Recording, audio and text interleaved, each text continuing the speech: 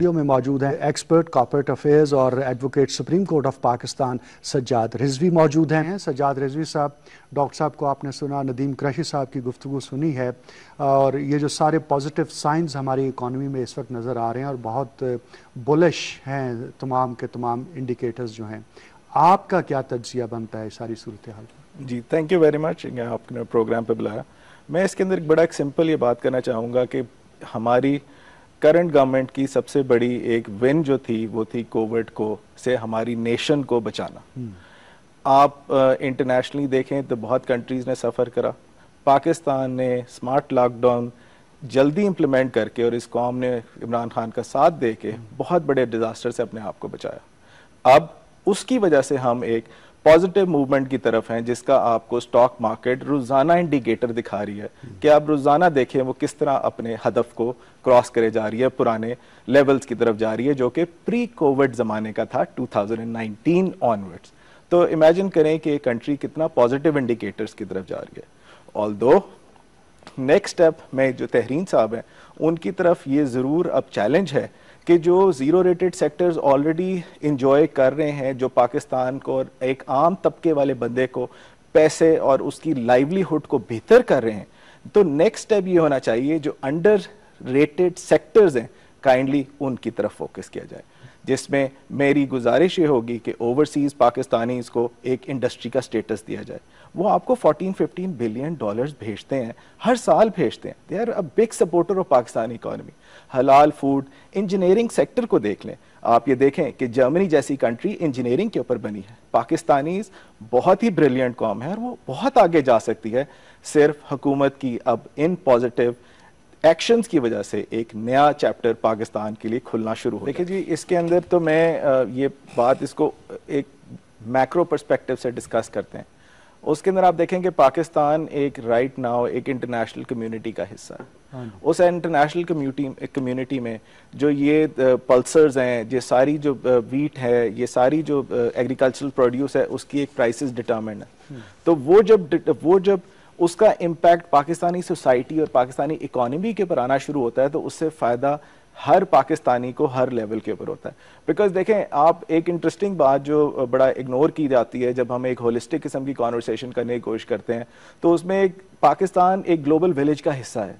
उस global village के अंदर मैन्युफैक्चरर्स भी हैं, प्रोड्यूसर्स भी हैं, और उसके अलावा पीपल जो कंज्यूम करते हैं वो भी हैं। साथ उसके आपके ऊपर कंप्लाइंसेस भी हैं, FATF है, और उसके बाद एंटी मनी लॉन्ड्रिंग एक्ट्स हैं, ऑल ऑफ दीज। सो ये सारी चीजें, एंड देन मैं इसमें बहुत बड़ा एक जो नाम नहीं लिया जाता वो है स्टेट बैंक ऑफ पाकिस्तान का। स्टेट बैंक ऑफ पाकिस्तान की टाइमली पेमेंट्स करने से फायदा हर पाकिस्तानी को हुआ है जब उन्होंने ये डिसाइड किया है कि डिजिटलाइज कर दिया जाए इस इकोनॉमी को। उस डिजिटलाइजेशन का फायदा एंड पाकिस्तानी जो कि एक रेडी पे बैठा सिर्फ और सिर्फ एक छोटा सा मोबाइल लेके, क्या नाम है, जैज कैश और इजी पैसा से वो अपनी पेमेंट्स रिसीव कर रहा है।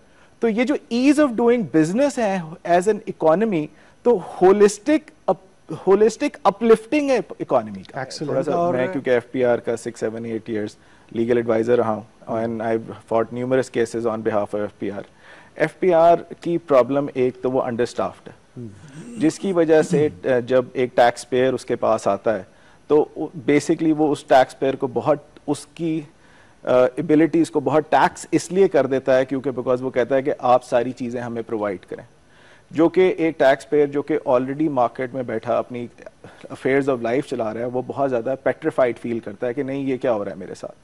अच्छा, इंटरेस्टिंगली मेरी एडवाइस और इवन ICAP की और वेरियस ऑर्गेनाइजेशंस जो इसके अंदर हैं उनकी ये रिक्वेस्ट अब आई भी है। जहांगीर तरीन साहब को कहाँ रिक्वेस्ट भी की गई है कि मैक्सिमम टैक्स कैप क्रिएट कर दिया जाए। इनकम टैक्स ऑर्डिनेंस का सेक्शन है 113 जिसके अंदर मिनिमम टैक्स लायबिलिटी की बात की जाती है। एक टैक्स पेयर को तो आप मिनिमम टैक्स लायबिलिटी के अंदर आप जरूर उसको कॉर्नर कर लेते हैं कि जी आपने कुछ नहीं किया तो आपने मिनिमम तो अपने टर्नओवर का आपने हिस्सा देना ही देना है, मगर आप उसी सेक्शन के अंदर उसको अमेंड करके उसके अंदर मैक्सिमम टैक्स कैप डाल दें तो फिर एक एसएससी ये सिर्फ कॉन्टेम्पलेट करेगा कि मैंने मिनिमम में जाके अपनी पूरी असेसमेंट करानी है यार, या छोड़ो मैक्सिमम पे करके मैं अपनी लाइबिलिटी खत्म करूं, ऑडिट्स खत्म करूं और मैं अगले साल की तरफ अपनी सेलों की तरफ फोकस। इसके अंदर बड़ा सिंपल बात इस तरह करना चाहूंगा कि हर सेक्टर की एक ऑर्गेनाइज्ड एसोसिएशन है। उस एसोसिएशन के लोगों को आपको एक सिंगल प्लेटफॉर्म पे लाके उस इंडस्ट्री के चैलेंजेस को मीट करना है। उसको मीट करने का तरीका यह है कि आपके पास जीरो रेटिंग के जो 5 सेक्टर्स हैं जिनको आपने बहुत मेहनत के साथ, उनको बहुत फ़रोग मिल चुका है, उन पे नज़र उठा के उन सेक्टर्स पे आप प्लीज़ फोकस करें। हलाल food, engineering, pharmaceutical, IT industry, इसके ऊपर फोकस करें, इनको और हेल्प करें सो दैट कि ये पाकिस्तान को नया एशियन टाइगर बना दे। एक्सीलेंट। सज्जाद रिजवी साहब, सबका बहुत शुक्रिया, तशरीफ़ लाए और अपने ख्यालात से आगाह किया।